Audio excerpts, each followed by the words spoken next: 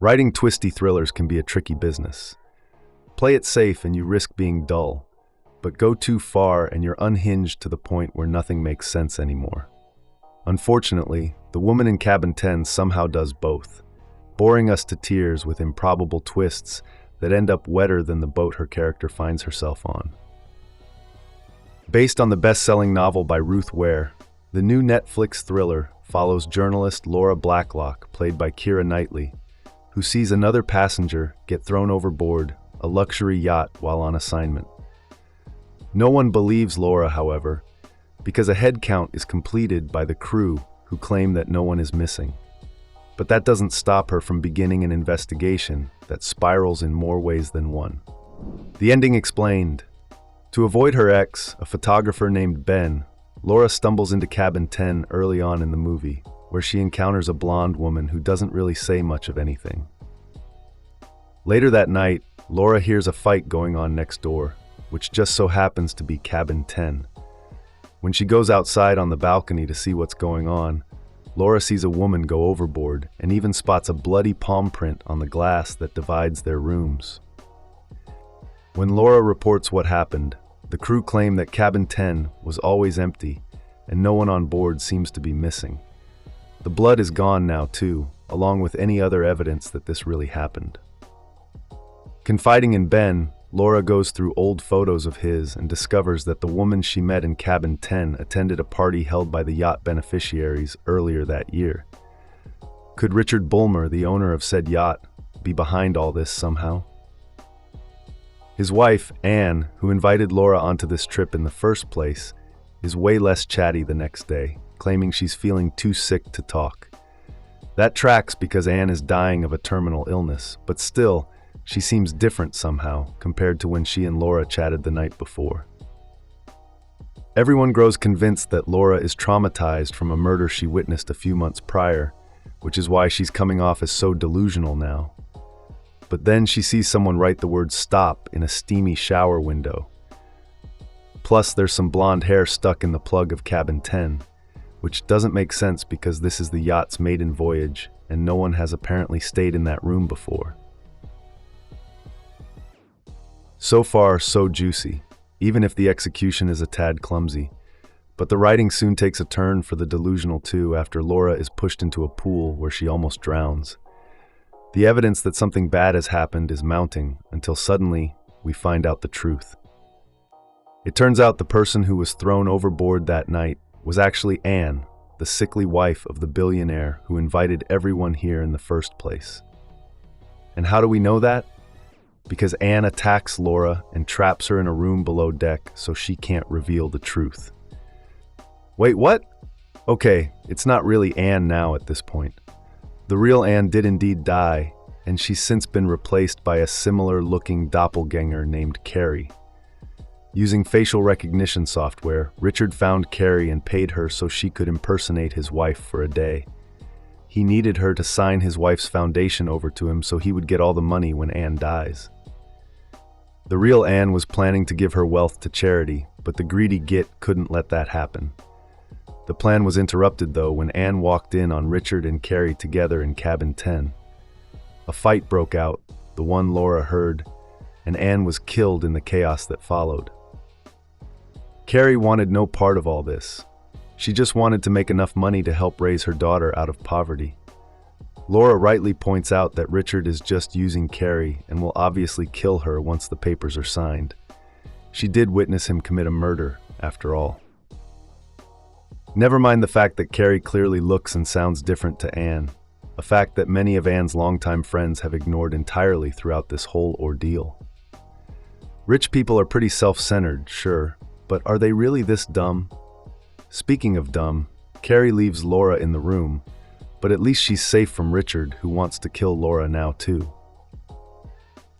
Suddenly, there's only 2 hours left until the boat docks because apparently time has no meaning in international waters.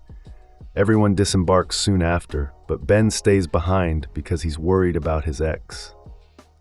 Laura breaks into Richard's study and grabs some easy-to-find evidence that will come in handy later. But when she tries to call for help via radio, Richard's not-so-ethical doctor shows up with a syringe full of God knows what. The ship's captain shows up too, and a mad chase ensues. Ben shows up just in time to save Laura from being poisoned by the doctor, but then he gets a full dose instead. On the plus side, he falls on top of the doctor when he dies, giving Laura the chance to flee and jump overboard to escape. Laura survives the icy waters and makes it to land, because of course she does. She then finds a remote cabin to shelter in where she can start a fire and warm up. The doctor updates Richard, explaining that Laura couldn't have survived these temperatures, and he's right to say it. Yep, the writing itself points out how ridiculous this movie is, and then the madness continues as Laura quickly recovers and somehow makes her way to Richard's gala without exhaustion or frostbite setting in. While this was going on, Carrie signed the papers, still pretending to be Anne, and all the lawyers are surprised. Yep, even more people who have previously met Anne are duped by this last-minute doppelganger too. Laura eventually meets up with the yacht's security chief and explains what really happened. She even has proof in the form of Anne's original speech, found in the study, where she discussed handing her wealth over to charity and not her husband. Everything comes to a head when Laura goes on stage at the gala and interrupts Richard's speech. Anne has asked me to make sure her story is told properly, declares Laura, and Carrie, pretending to be Anne, backs her up. The guests agree, demanding that she be allowed to speak despite Richard's protests to the contrary. Laura reads out the speech then, much to Richard's horror. He lashes out in retaliation, loudly telling Carrie that she's not really Anne. Everyone hears, of course, which begs the question, where is the real Anne? Realizing that the jig is up, Richard holds a knife to Carrie's throat and tells her to take it all back. Sure, that will work. Everyone finally believes Laura now as Richard pulls Carrie away by knife point. The security guard shows up with a rifle of all things and shoots at Richard, but she can't get a clear shot, so Laura sneaks in and hits him just as he starts choking Carrie to death. Richard falls into the water and presumably dies. The day is saved. In what might be the most anticlimactic end ever committed to film, we then cut to one last scene with Laura working again in the office, where she smugly reads her own article detailing what happened in cabin 10. Through this lazy summary, we discover that Anne's money has been donated to cancer research, and Richard's co-conspirators, including the doctor and the ship's captain, are up on murder charges too. There's also a tribute to Ben as well. Laura's work colleague shows up then and declares that this is a human story for inhuman times, just what we need. What does that even mean? It's nonsense, of course, almost as ridiculous as Carrie telling Laura she should visit her sometime. We'll tell you what else is nonsense, though. How Carrie stood on stage at that gala, next to huge photos of the real Anne, without any of her longtime friends batting an eyelid. Bear in mind that they're even played by different actors, with Giddy Witt in the role of Carrie and Lisa Loven-Kongsley taking on Anne. To be fair to the writers of this movie, the twist is integral to the book it's based on, so it's not like they could switch things up completely.